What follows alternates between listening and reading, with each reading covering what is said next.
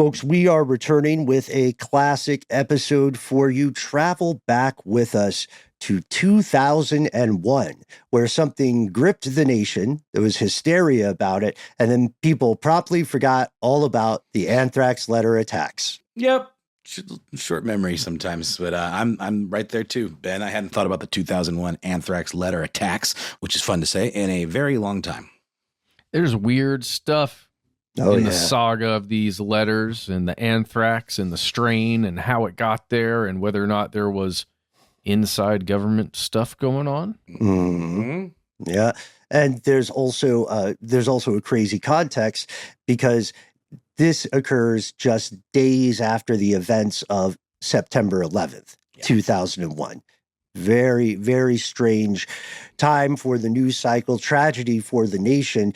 Even back in 2020, when we originally recorded this, folks were asking, who was actually responsible? I seem to remember at the time kind of feeling this sense of like adding insult to injury with this, like after everyone was so, turned upside down because of 9/11, that this just represented like a further just destabilization, like everything is just going haywire, Yeah, and people were worried about possible false flags or trying to amp the country up into a war, or even, to Matt's earlier point, inside forces striking out for internal division. And some of the anthrax was fake, by the way. Also, we learned later. Anyway, this is the episode. We can't wait to hear your thoughts. And if you can solve the mystery, we'd love for you to solve it for us, because I don't think we do in this episode. But tell us what you think. We'll be back after a word from our sponsors. From UFOs to psychic powers and government conspiracies, history is riddled with unexplained events. You can turn back now or learn the stuff they don't want you to know. A production of iHeartRadio.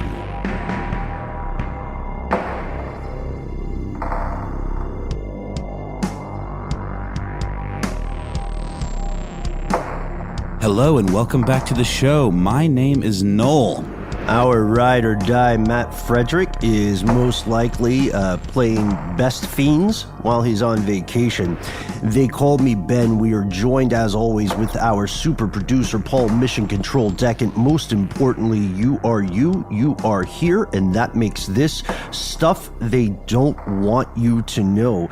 This is a very interesting episode. It's one that has fascinated my good pal Matt for a number of years. This episode is something that he cares deeply about, so we're gonna do our best to make him proud. Speaking of Matt, you blasted right by this whole Best Fiends business. We got a bombshell yesterday that Matt Frederick has reached level 764 in the mobile game Best Fiends, and I don't know whether to be proud of him or concerned for him. I mean, that's, he's nothing if not a passionate dude. But I was likewise surprised. Now, Noel, if there's one thing that longtime listeners have learned from stuff they don't want you to know, it's this. You can blast by a lot of headlines. You can get a lot of buried leads. The mainstream news is a fickle, ephemeral thing. Some stories that seem pretty innocuous can receive international attention. Like, remember when the world was obsessed over figuring out what color a dress was on Facebook? What was the determination ultimately? Beige? Was it red? What were the choices? And how do you even interpret this, Ben, with your color deficiency? Did you feel left out of that story? No, I wouldn't have participated even if I could have known what color. I think it was blue, or it was gold, or it was black. There was a whole thing.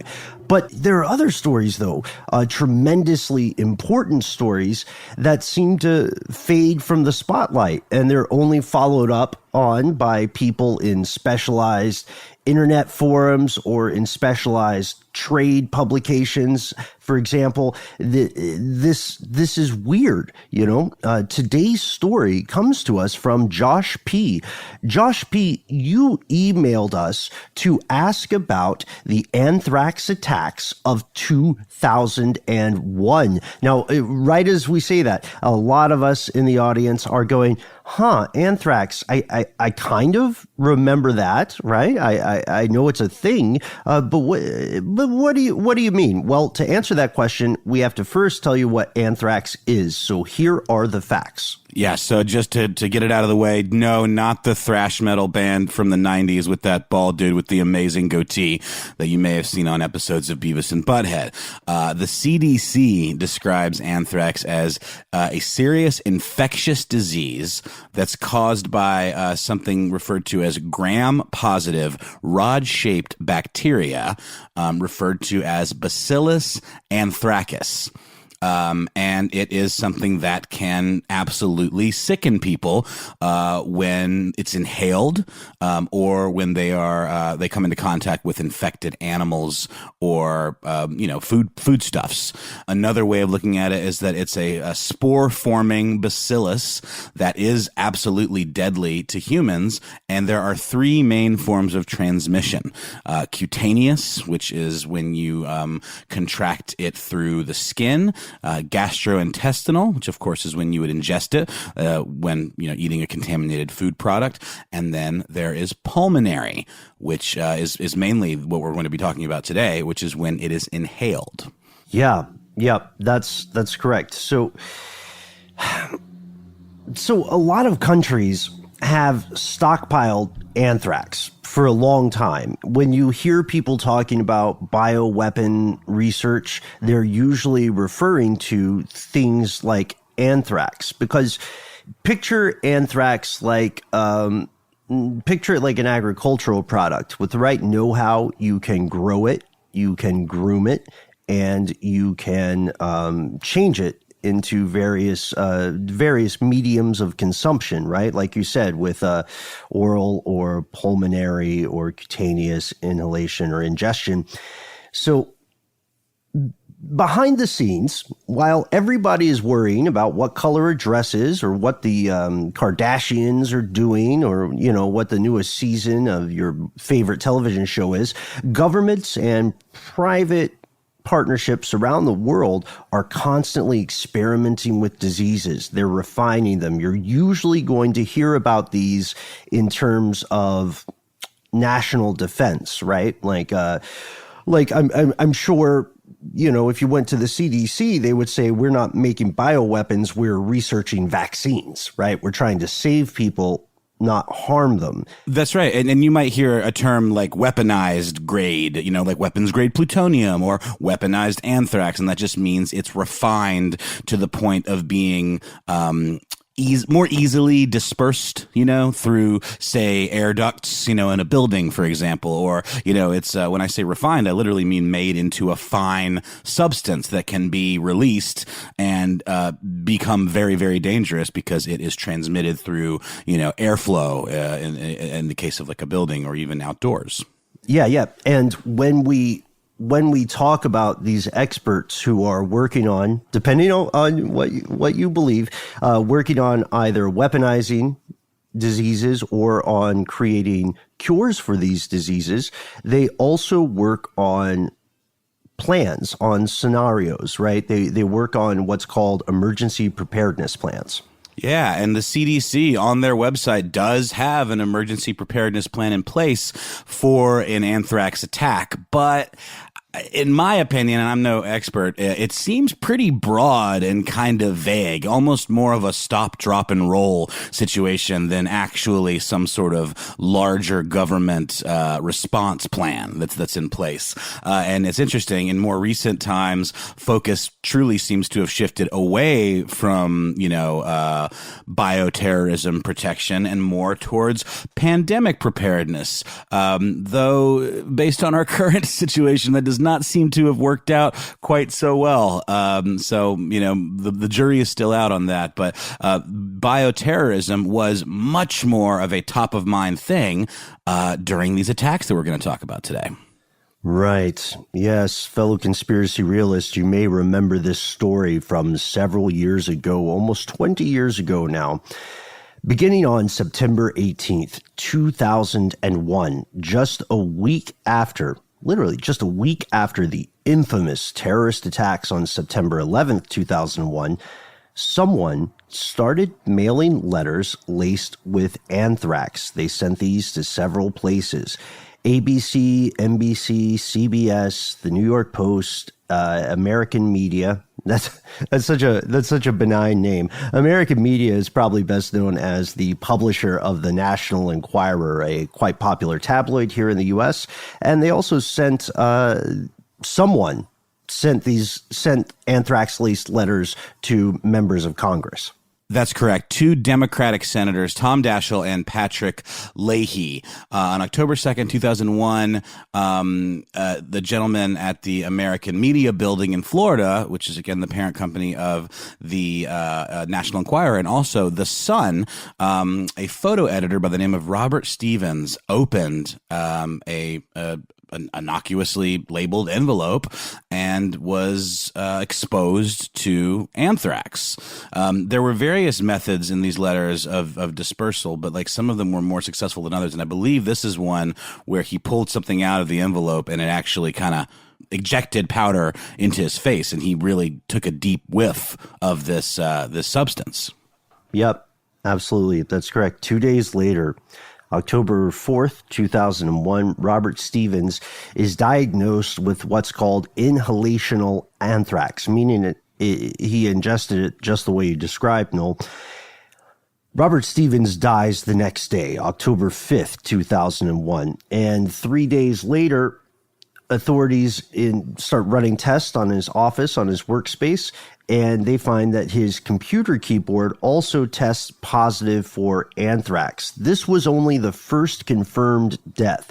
Overall, so far as we know today in 2020, the anthrax attacks of 2001 left 17 people infected and 5 people died. 5 people died from exposure to anthrax.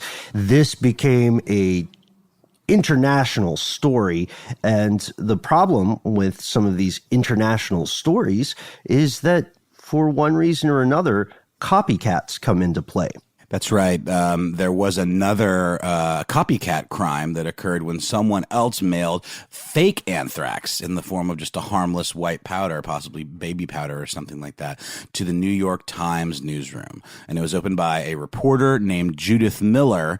And it really just goes to show, because of what you said, Ben, that this truly just was a massive story, because it was in the wake of 9/11, where people were just so on edge already and just really believing that terrorism was coming at us from all directions. And the close proximity to that attack on the World Trade Center buildings really got people freaked out. And the FBI acted accordingly, launching what they refer to as one of the largest and most complex investigations in the history of law enforcement, and involved multiple agencies and thousands of hours of investigative time.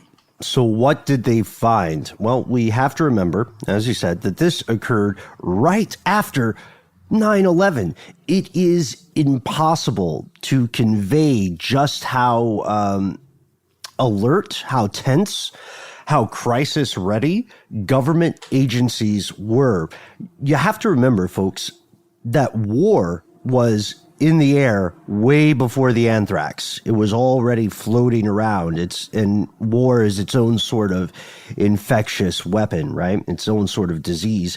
The FBI scrambled and assembled what I think is a terribly named task force, the Amerithrax task force. We didn't write that. They wrote that. It just does not really roll right off the tongue, does it?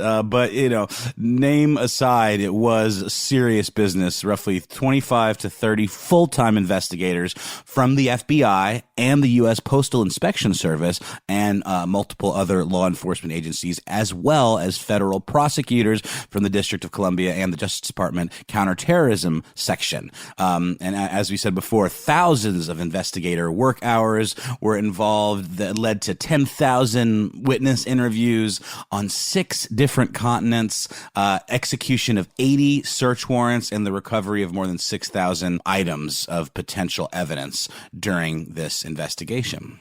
And you heard that right. 6 different continents. So that means that the Amerithrax task force literally asked people everywhere except for Antarctica. somehow the folks in Antarctica slipped under the radar. This case also ended up issuing more than 5,750 subpoenas for grand juries. They collected 5,730 environmental samples from 60 different places. They were on the search. This investigation, in addition to being very expensive, was very thorough. Here's what they found. Here's how it shakes out. So FBI agents traced the first wave of letters to a single postmark. These letters came from Trenton, New Jersey, and that's the first 5 letters. They had a theme of sorts. The letters weren't blank. When people opened the envelope, there was something written in there, and we've got the text of these. Let's maybe start with the letters sent to New York Post and NBC. Absolutely. And by the way, if you want, you can look up images of these. They've been cataloged and photographed, and you can see them. They're all handwritten in kind of a weird, childish script. It's very serial killer-esque, honestly, the way they appear. And the notes really lean into that even further. So the one sent to the New York Post and the NBC News had this note: 9/11/01. This is next. Take penicillin now. Cool. Pro tip. Death to America. Death to Israel. Allah is great. Okay, it seems to have escalated there to a little different place, but I appreciate right. the advice about taking penicillin. I think that's actually really helpful, They also misspelled penicillin, by the way. It's true, but also, by the way, people think of anthrax and they think, like, I don't know, your mind immediately goes to some sort of face-melting, bioterror product. And it really just sickens you. It can make you nauseous, and it's a respiratory thing that can obviously kill you in the same way that COVID-19 can. I mean, it can escalate much more quickly, but it is treatable with regular antibiotics. It's not a death sentence always. It's caught in enough time. So it's not some kind of magical thing. It literally is just a disease that can be treated with antibiotics. And we should note instantly, the FBI investigators had to say, well, is this a person writing English as a second language? Are they ESL? Is that why penicillin is misspelled? And of course, there was a lot of anti-Muslim sentiment at the time. The letters sent to Senators Daschle and Leahy said very similar things. They said, "You cannot stop us. We have this anthrax. You die now. Are you afraid? Death to America. Death to Israel. Allah is great." So clearly they're coming from the same source, just based on the language there.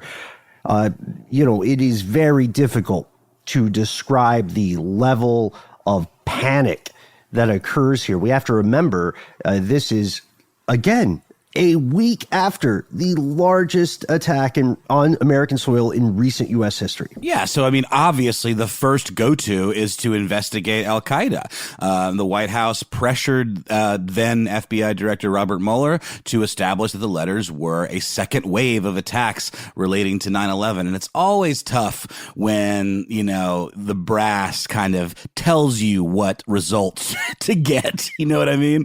Because the question is, like, sure, we can read these and say, okay, is it an ESL situation, or is it someone trying to write in that voice as to create that effect? You know what I mean? To maybe cause that kind of panic. So yeah, obviously that didn't pan out. This notion that this was in fact a second wave, but that was what everyone thought. I mean, it was just the first place your mind would go. Hence the hysteria that was just in the air in our country at that time.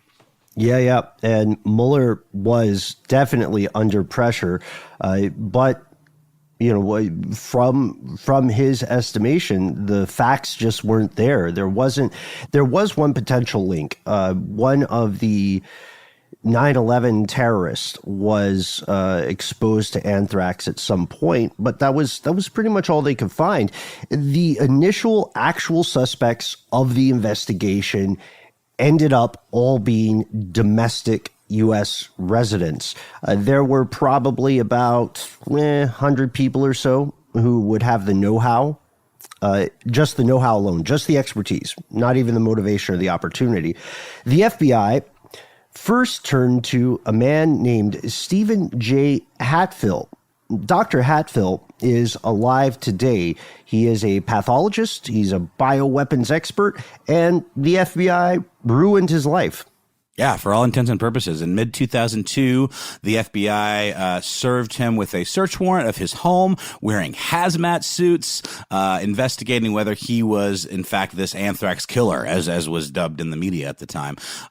He was, at that point, considered a major person of interest. His phone was tapped. He got fired from his job at Science Applications International Corporation. Yeah, like you said, Ben, I mean, this really, you know, in the terms of the court of public opinion and just his other associations professionally, this absolutely railroaded him. He did ultimately get exonerated.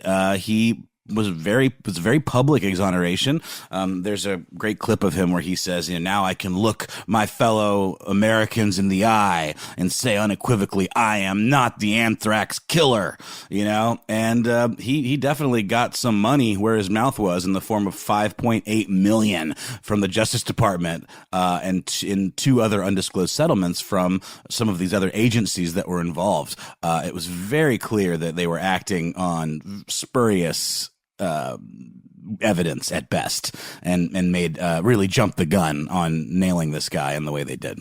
Yeah, I like that you bring up the court of public opinion. One of those groups that reached an undisclosed settlement with him was Condé Nast. It's a huge player in the media. They own Reddit, for instance. So Hatfill, luckily, if you're listening, Dr. Hatfill, we are glad that you were able to be exonerated for a crime that you clearly did not commit. But it's tough to recover from that sort of stuff. He was ultimately found innocent of this crime. The primary conclusion of the FBI, the official story, is this. They concluded that a scientist named Bruce Ivins, acting alone, was the source of the entirety of the anthrax attacks. And he has, if you're a profiler, he has all of the right red flags in all of the right places. He worked directly with anthrax. He was one of those people that we mentioned at the top of the show who develops vaccines. So he was working with anthrax officially to develop vaccines in case some other government had a weaponized strain that they deployed in the U.S. or in a battlefield. And Ben, wasn't he even involved in the investigation to a degree? Yeah, he volunteered. Right. He volunteered to test samples. He sent samples from his own lab. He was around 55 years old when the anthrax attacks occurred. He said, I will help you determine the origin of the powder, because everybody in the scientific community, everybody in the FBI, they knew only a few people in the world would even understand the science involved here. So remember that part for later, folks. This guy volunteered to help the FBI determine the origin of the powder. And let's not forget how much pressure the FBI was under, especially since this public exoneration and having that egg on their face from wasting all those millions of dollars and thousands of hours, focusing on the wrong perp. Dr. Ivins was literally right under their noses. I mean, he was working, in their labs, essentially. I mean, he was an agent of the government. And he, was kind of a goofball. He was sort of a kook, really. Like, he was described as being a bit arrogant, and something of a flamboyant figure. And, that was a term that was thrown around. I'm not sure if that's meant to be a pejorative or just that he was kind of a little bit kooky. That's kind of the vibe that I got, but not necessarily a red flag in terms that he seemed like some kind of sociopath. He would send these like chipper emails with bad dad jokes, which I can get behind, as he talked through the dangers of anthrax. But he was, by some, seen as being a bit disturbed. Yes, that's correct. Behind those puns, behind those cheerful exclamation marks and tangents in his emails, which the FBI obtained, of course, he had a lot of trauma. His therapist said that he had a traumatic childhood and was described as disturbing. And he himself, as an adult, seemed to be disturbed. He was a married man, but back in 1976, he was jilted by a fellow grad student who would go on to be a colleague in this field, a Dr. Nancy Hagwood. And since he was jilted, again, back in 1976, he had apparently become obsessed with her old sorority, Kappa Kappa Gamma, and sororities in general. One of his boss, he would sit outside of sorority houses, just sit in this car, and he would, when he met a colleague who was affiliated with a sorority, he would instantly start, pressuring them, cracking down. He got weird with it. Yeah, but there's also part of me that, is he just socially awkward and maybe a bit on the spectrum, or is this stalkery kind of rapey behavior in saying, what's your secret password? What's your secret handshake? It seems kind of like a goofball way of flirting, like saying, what's your secret handshake? You know what I mean? As opposed to something genuinely creepy. But he was described as having an interest intellectually in secret things.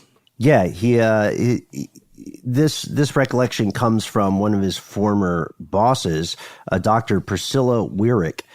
She was in a sorority in college, Chi Omega, and she said that he was doing exactly what you described, Noel. He was always saying, what's your secret password? What's your secret handshake? So she thought that he was just maybe, as you said, a guy who was a little bit off, brilliant, but a little bit awkward, who was really interested in secret things. The person we mentioned earlier, Dr. Nancy Hagwood, is the person who actually brought Dr. Bruce Ivins to the attention of the FBI. So what was their official conclusion? We'll tell you after a word from our sponsor.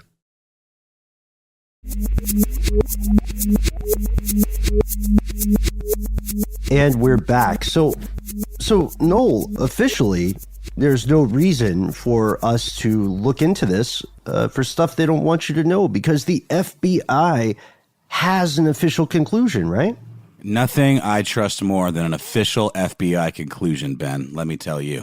It's true. Today, the FBI's official position is that Dr. Bruce Ivins was a lone wolf. Acted without any influence outside of his own troubled mind, and that he executed these anthrax attacks alone. And there's some things that check out here. He had the know-how. He had the access. He had the opportunity to do these things. But he never confessed, and to boot, he's not in prison.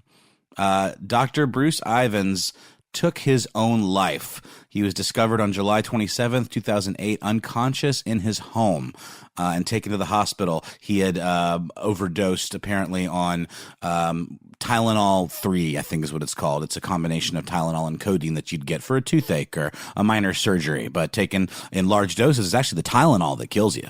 Yeah. Yep. He died at Frederick Memorial Hospital on July 29th, 2008. The FBI had found their bad guy. They would never have to investigate further. They established to their satisfaction the timeline. They established that he did, as you said, have the expertise. They established that he did have the opportunity. Do want to note, by the way, there was no official autopsy. There's not one on the record because, again, there's this pressure. We got to close the case. It's something that's very familiar to fans of shows like The Wire. The FBI found their guy, but their guy didn't have a day in court.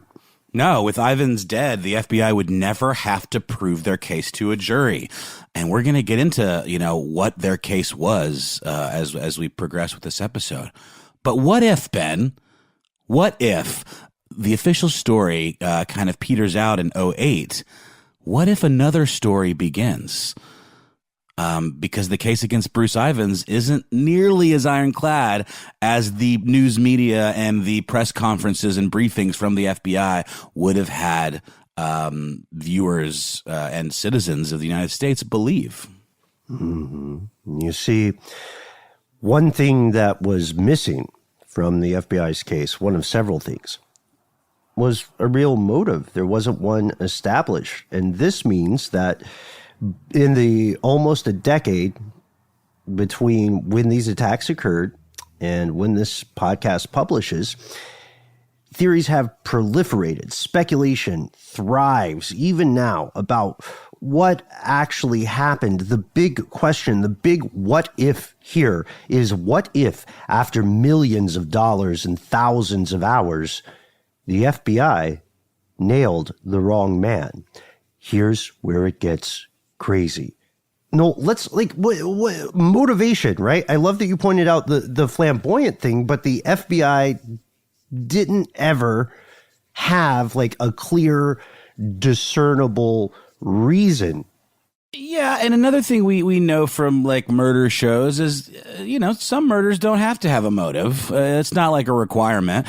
But with such an analytical guy like this and such a pointed, targeted attack, a motive, I would like to hear a little bit more about a motive. You know what I mean? These were very specific individuals, politicians, news outlets that these letters were sent to.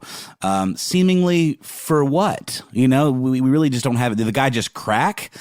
And if so, why such a specific, targeted, and pointed attack? Again, we're not owed a motive. It's not a necessity to, convict somebody of a crime. The possible motivations, like the idea that he mailed Anthrax to NBC as a way of punishing them for journalist Gary Matsumoto's work on his lab, that fell apart because Matsumoto worked at ABC, not NBC. And he had written some not very flattering stories about some of Ivins' research. Ben, isn't that right? Yeah, that's correct. He did an investigation into the actual lab that Dr. Bruce Ivins was working at. But again, he worked for ABC, not NBC. So that motivation doesn't add up, because if Ivins did this, he would have at least been aware of which news organization this journalist was working for at the time. Additionally, Dr. Ivins passed a lie detector test, a polygraph. Polygraphs, we should mention here, I've got a brain stuff episode about this, I think. They're not scientifically sound, but it is rare for a guilty person to pass a lie detector test, usually, unless you know a few handy tricks. Here they are, really quick. Not saying that you should ever lie on a polygraph, but if you want to pass a polygraph test, again, because they are not scientifically sound, you can employ any number of tricks, including doing some things to mess with your own body temperature, such as meditation, etc. You can This is fairly explicit, but back in the day, people used to just really flex their Kegel muscle for an extended amount of time. That'll do it. You could put thumbtacks in your palm or in your shoe, of course. There are a number of ways to invalidate it. Because it's all about sort of messing with that base level, that baseline, right? And then, because what's the polygraph if not just kind of a slightly, more complex like stress test? So if you can establish a baseline using that thumbtack in your palm, that's, sort of an elevated baseline, then everything else is going to kind of, be affected by that. Absolutely. And we also know that during the investigation, even right after the conclusion of the investigation and right after it was re-examined, first in 2008, then in 2011, a lot of people in power, some like victims of these attacks, did not believe the FBI's conclusion. They thought it didn't add up. Yeah, even Senator Patrick Leahy, who you'll remember was the target of one of the attacks, testified that he did not believe that Ivins acted alone, though Senator Daschle, who was the other political target, did not agree with that assessment. So in 2008, FBI Director Robert Mueller, figured, okay, if there's doubt, that's being publicly stated, let's get to the bottom of this. And he called for an independent review of the investigation by the National Academy of Sciences. And that review found that prosecutors had largely overstated the case in the certainty of their findings.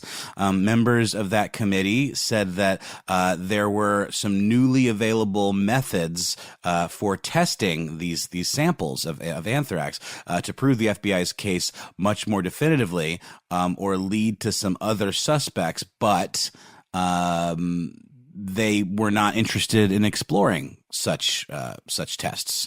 They relied on some, I believe it was a sort of a fingerprint to trace it back to what they refer to as a flask of anthrax that Ivins had control over. And it has a coded kind of ID that I'm having a hard time finding right now, but it's like 2 letters, a dash, and 3 numbers.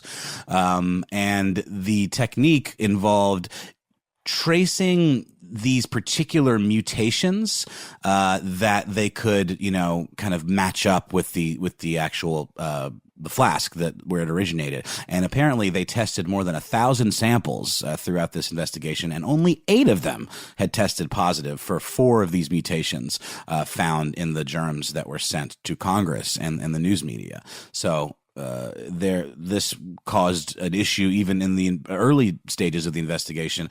There was a group of scientists known as the Red Team that said the FBI should do more basic research into why those mutations might have arisen, that it wasn't a foregone conclusion just because the mutations existed that they necessarily were, traced back to that original flask, and that this woman named Jennifer Smith, who is a senior manager at the FBI's lab, she expressed those concerns and didn't feel that the FBI had a kind of full understanding of how these mutations might have arisen and how this would be seen by a judge and how it could potentially be thrown out entirely. Right. The science is vital here. That specific, let's say, brand or type of anthrax flask, RMR 1029.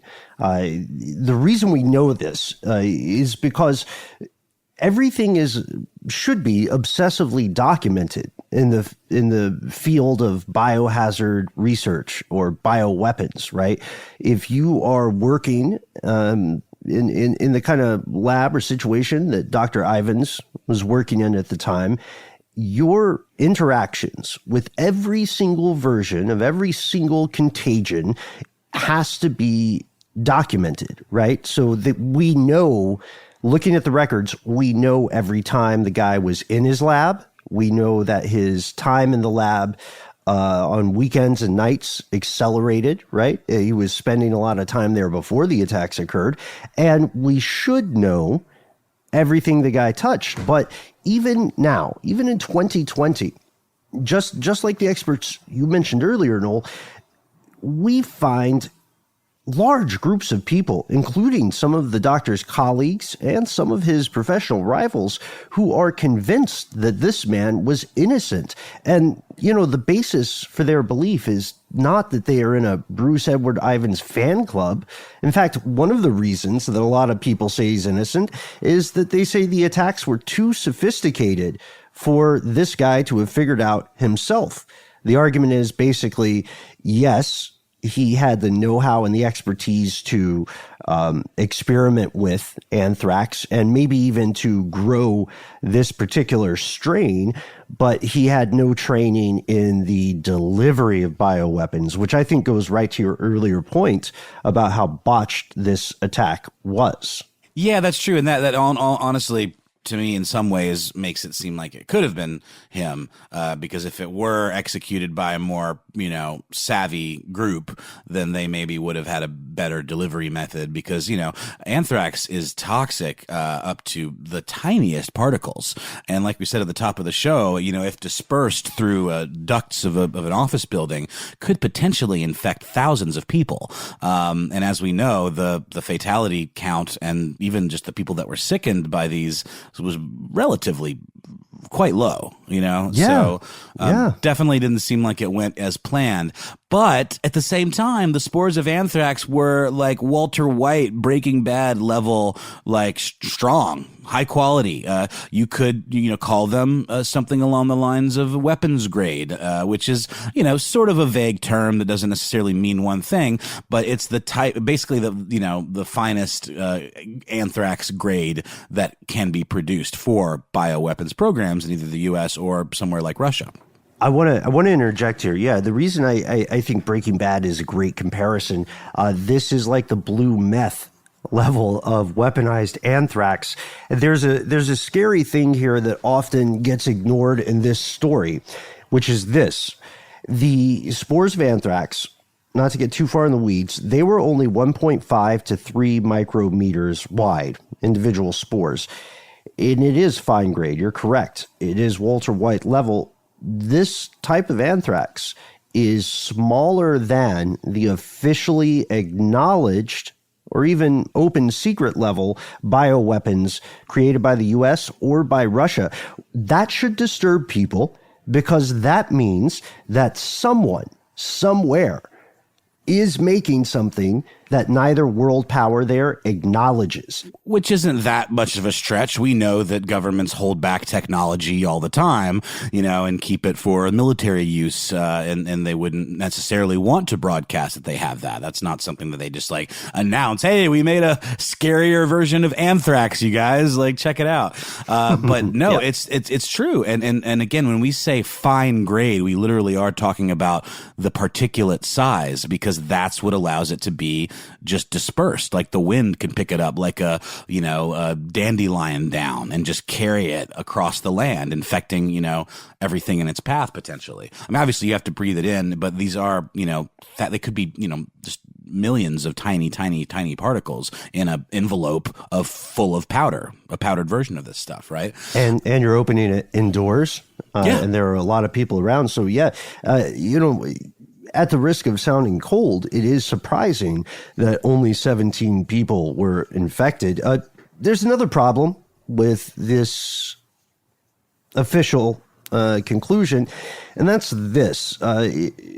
Dr. Ivins' colleagues and people familiar with the lab can confirm that the lab equipment cited in the FBI conclusion, the lab equipment that he would have to have used to create this stuff and to disperse it, that lab equipment was not working. He did not have the capability to make the spores if he were using the equipment in that lab, full stop. It was there, yes, he had the know-how, but that equipment was broken down at the time. You know what I mean? You can see how this gets messy so quickly. Yeah, you absolutely can. And just again to clarify, we're talking about the flask. That would be sort of like the mother, right? Like that's sort of the origin material for what he would have used to then, I guess, propagate them or grow them into, a more usable version of anthrax, and then, make it into the powder.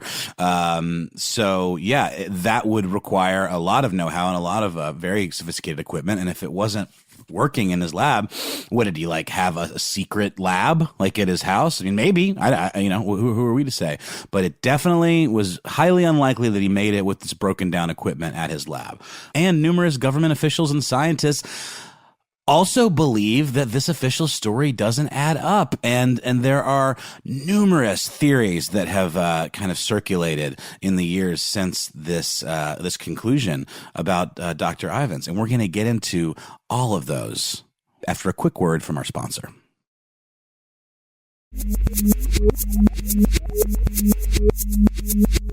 And we're back. Yes, the conspiracies, the theories, the speculation thrives, it proliferates. And to be clear, the people who are proposing these alternative conclusions or these problems with the official investigation, they're not what you would call tinfoil hat people. They include people who were working with the FBI in the investigation. They include scientists. They include experts in anthrax. And they have a lot of valid concerns here. Dr. Ivins, as I believe we said at the top, was only one of at least 100 people who could have worked with this specific brand of anthrax, of course, RMR 1029. Not the sexiest name, but it's a technical term. Far superior to RMR 1028. God! Really, it was a good year.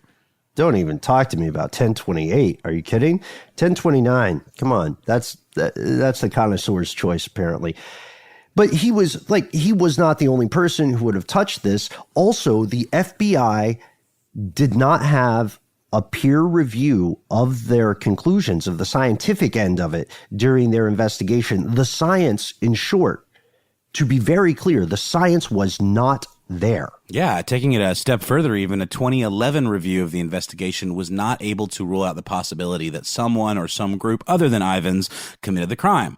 The Government Accountability Office, or GAO, as I like to call it, because I'm an acronym junkie, found this, quote, the FBI lacked a comprehensive approach or framework that could have ensured standardization of the testing process. We jumped into that a little early when we were talking about testing for that mutation or those mutations, and how people, even within the FBI's lab, kind of warned them against, jumping to conclusions about what could have caused those mutations. They could have been something outside of what they were, using it as like kind of a foregone conclusion and tracing it back. It's sort of like, I don't know, maybe this is a stretch, and science people, please debunk the crap out of me because I'm just sort of spitballing here, but it reminds me of the way certain ballistics technology have kind of been debunked, where you can, say the striations or whatever, like on a particular bullet, could have only been generated by this one gun. And there's a version of that technology that was in fact debunked, and it caused some people to be exonerated because they were convicted using that kind of spurious conclusion derived from, something that could have been caused by other factors. So they go on to say, the Government Accountability Office, as a result, each of the contractors developed their tests differently. And one contractor did not conduct verification testing, which is a key step in determining whether a test will meet a user's requirements, such as for sensitivity or accuracy. Broken test sounds familiar, unfortunately, and these are days of pandemic. So if there are problems with the FBI's official investigation, does that mean there are problems with the FBI's official conclusion? The answer there, logically, is yes. So now we have to ask what actually happened. And that means that we have to look at the conspiracies. There's one, that's pretty interesting, because a lot of people don't know this, but before Vice President Mike Pence was in office in the U.S., he had a different career as a prominent radio host, and then he moved into politics. He had some stuff to say about this investigation, right? Yeah, he did. He kind of just made some sort of shot in the dark kind of claims, released some statements, saying some pretty interesting things about this substance. He essentially said, quote, in a statement, the material found in my office and in others in Capitol Hill was finely milled weapons grade anthrax that had been, this is the key part, genetically modified to increase its virulence. Huh. What does that mean, Ben? Genetically modified. I mean, it's the same thing, right? He's arguing that this was weaponized, and again, we have to remember that this stuff was officially better than anything the U.S. or Russia or China could make. He was, I think, at that point he was a representative, right? He was a congressional representative before he became governor of Indiana, before he became vice president. That's right. And I mean, he's the notion that it was quote unquote weapons grade obviously is is true to a degree, though the term is a little bit dubious in terms of like how it's used. The idea of weapons grade, there isn't really a standard as to what constitutes weapons grade anthrax. The LA Times reported in an article by David Willman from July 16th of 2016, and they spoke to a researcher at Johns Hopkins University named Stephen L. Salzberg, who was actually part of the first team to check out the material for the U.S. government. And he said, that's just wrong. That's simply wrong. And we knew at the time that it was wrong. He's speaking, of course, of Pence's claims. And then Pence even kind of doubled down further and said something to the effect of, it was coated with a chemical of some kind. Like, he definitely added some more fuel to this fire in saying in a 2002 letter to Ashcroft, the Attorney General, that the spores had been, quote, coated with a chemical.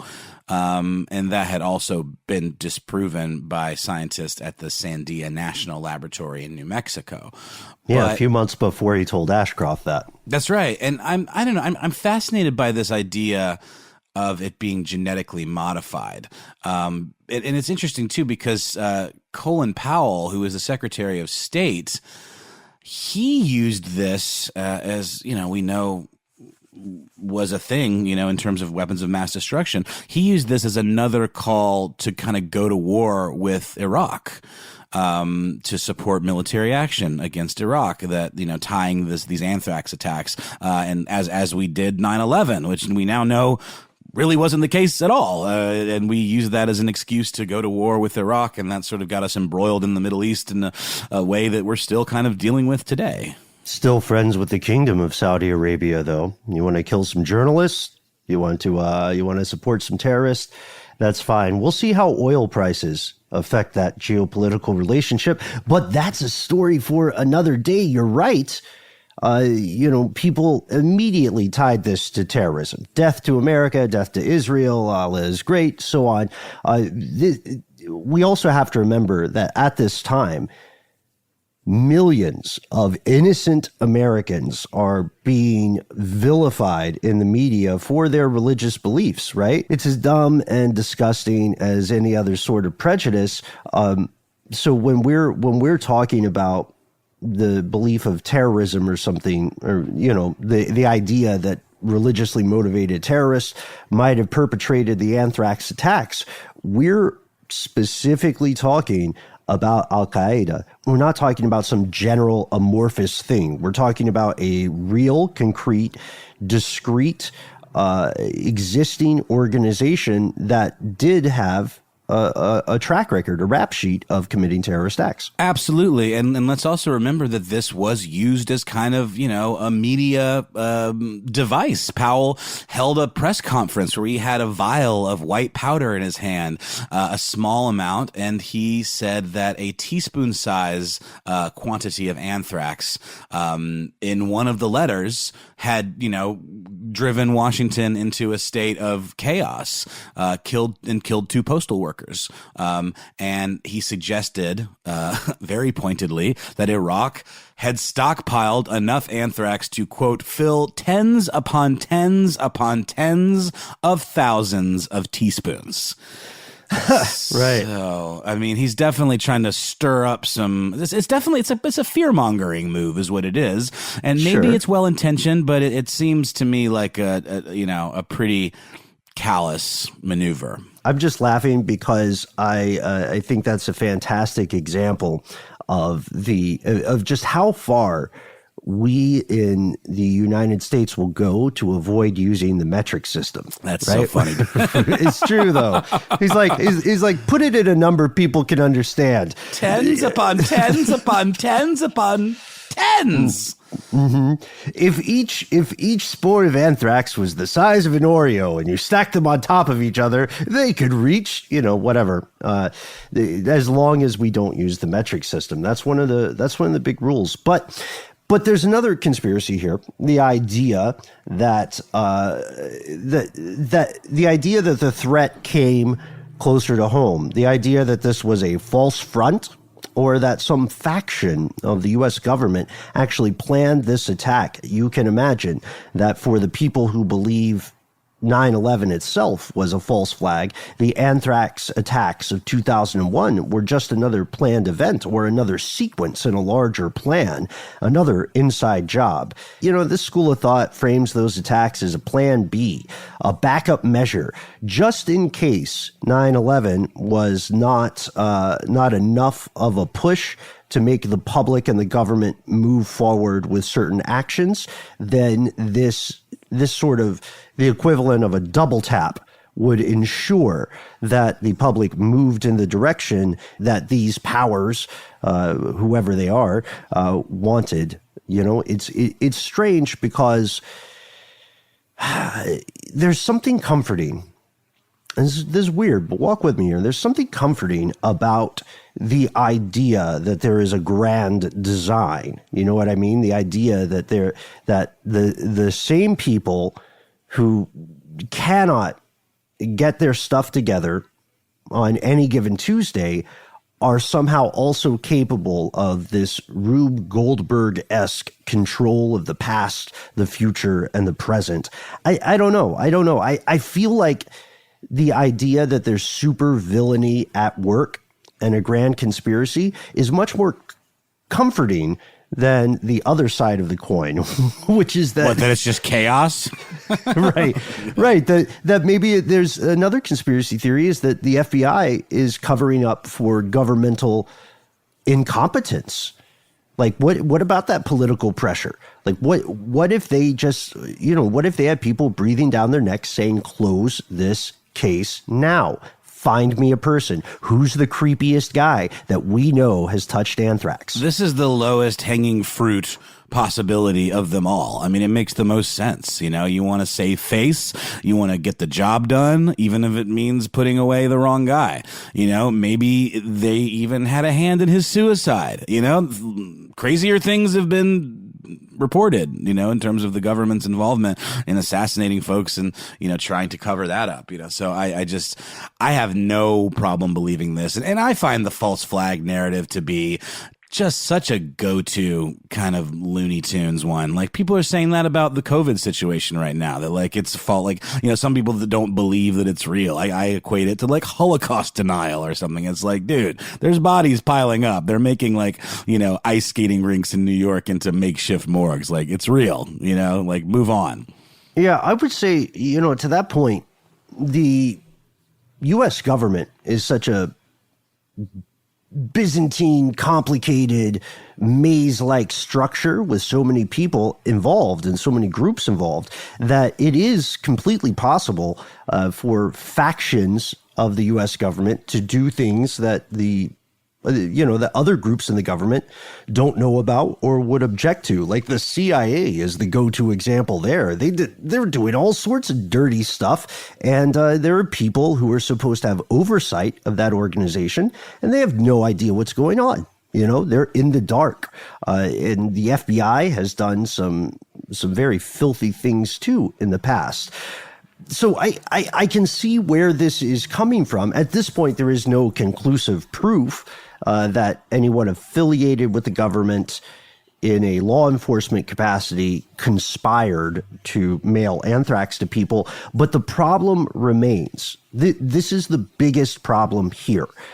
The science upon which the FBI's conclusion depends is not itself sound, regardless of whether you think the FBI found their culprit or whether if you think that some government agents actually conducted this attack, or if you think that political pressure rushed the investigation, there's one thing for sure, and that is numerous experts, not just Dr. Ivins' colleagues, agree the FBI has never conclusively proven Dr. Ivins was 100% the man behind the mail.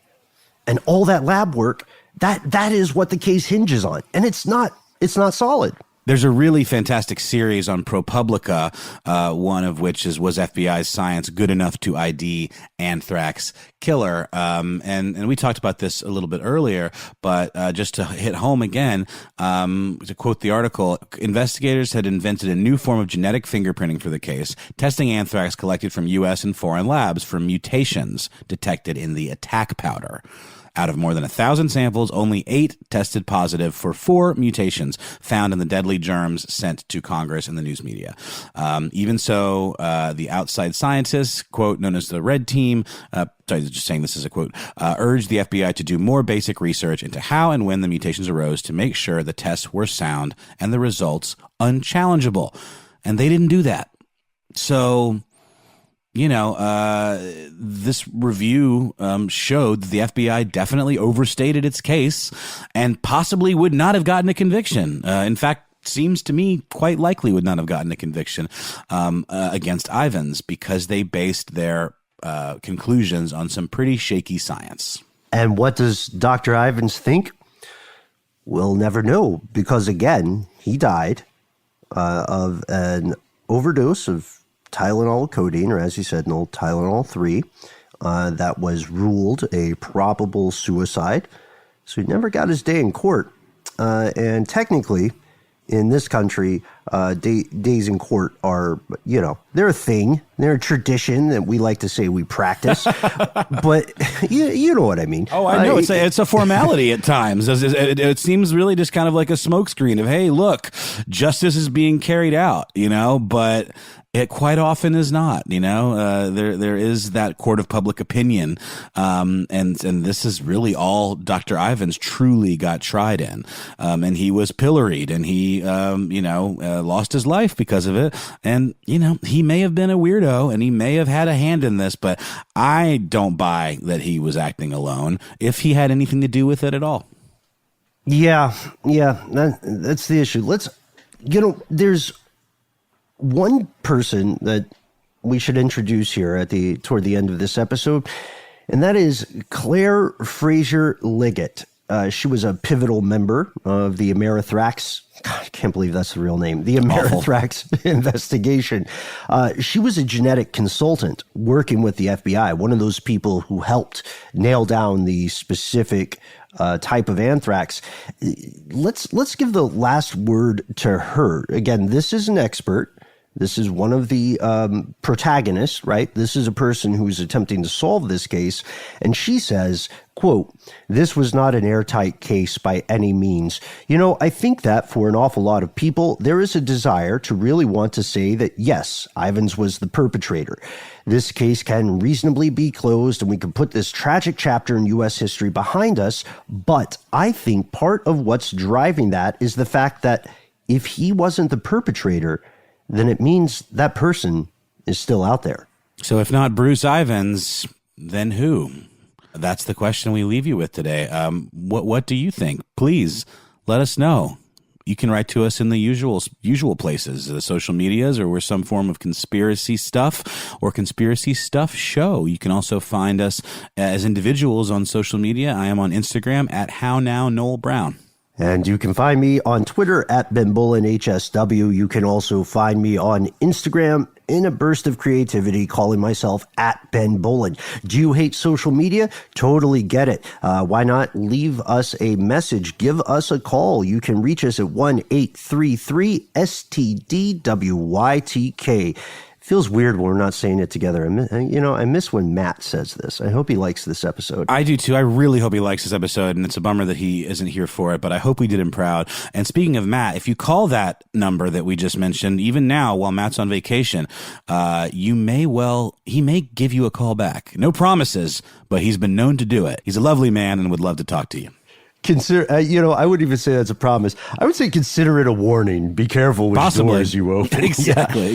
So do let us know. And while you're at it, let us know if there are any other stories of scientists who have died under mysterious circumstances. If there's another angle of the anthrax attacks that you feel like your fellow listeners should know about, you can tell us, as Noel said, on social media. You can also find us on your local telephone. And if you say, hey, I hate phones, hey, I hate social media, but I have something you need to know, we are all ears, we are all eyes. You can reach us 24/7, any day of the year, any time of the day, at our good old-fashioned email address, where we are conspiracy@iheartradio.com.